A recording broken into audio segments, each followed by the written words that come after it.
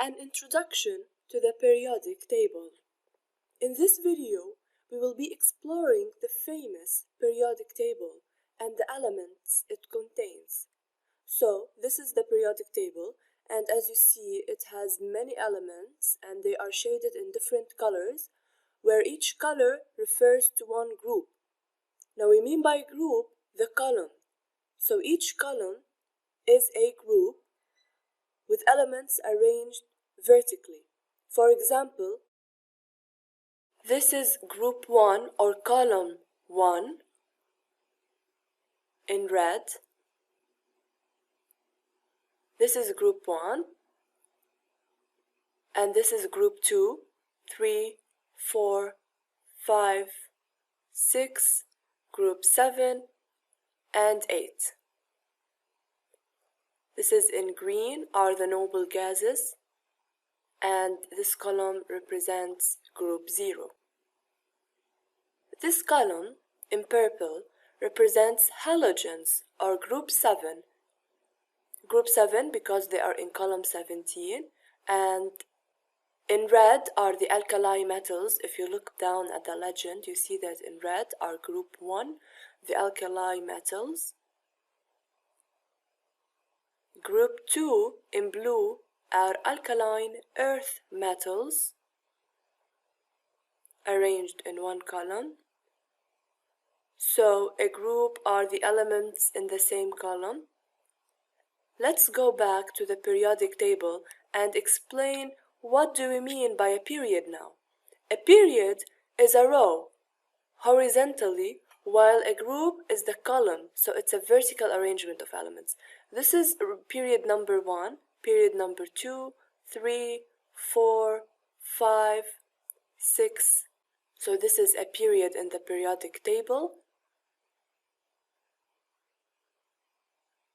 And this is period number 1, highlighted in yellow. It has hydrogen and helium, H and He. Now we know what's a period and what is a group. Let's move on to the states of elements and see in what phases do these elements exist. This is the periodic table at room temperature. So we are looking at new colors, with the majority being orange, which is solid. If you look at the legend, you would see that orange is solid. Pale yellow is liquid. Blue is gas. And elements shaded in pale blue are unknown, so we don't know their phase or their state at room temperature. Again, as you see, the majority is orange, so most of the elements in the periodic table are solids at room temperature. Actually, more than half are solids. The second is gas in blue, like nitrogen and hydrogen and others. And of course, the noble gases in group number 0,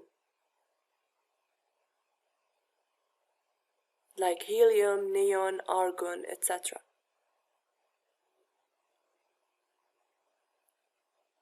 As for liquids, there are only 2, bromine in pale yellow and Hg, which is mercury. They are the only 2 liquids at room temperature. And you see the unknowns in the red box, pale blue color. We don't know their state at room temperature. This is another periodic table in different colors, as you see, to differentiate metals from non-metals. So if we look down at the legend, we see that in violet are metals, blue to green are non-metals, shaded in orange are metalloids, and pale blue are the unknowns. Most elements are metals, and they are found to the left of the periodic table. And these are the non-metals to the right, including hydrogen. If we look closer, you will see those in orange arranged like a stair. Those are the metalloids. They separate metals from non-metals. And they are called metalloids because they have the properties of both metals and non-metals. And it's very important for you to note that the non-metals are to the right of the periodic table and the metals are found to the left of the periodic table. So these are the nonmetals to the right and the metals in violet to the left of the periodic table. Let's move back to the first periodic table we saw. Back to the group names. Group number 1 in column number 1 is called alkali metals. Group number 2 is called alkaline earth metals. In the middle are transition metals or transition elements. To the right are the metalloids, in yellow in this case. And at the far right are nonmetals.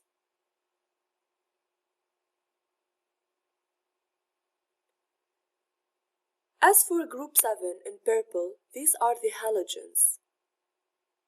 And the final group is called group 0 and it constitutes the noble gases. So this was a brief introduction to the periodic table and we'll talk more about it in other videos.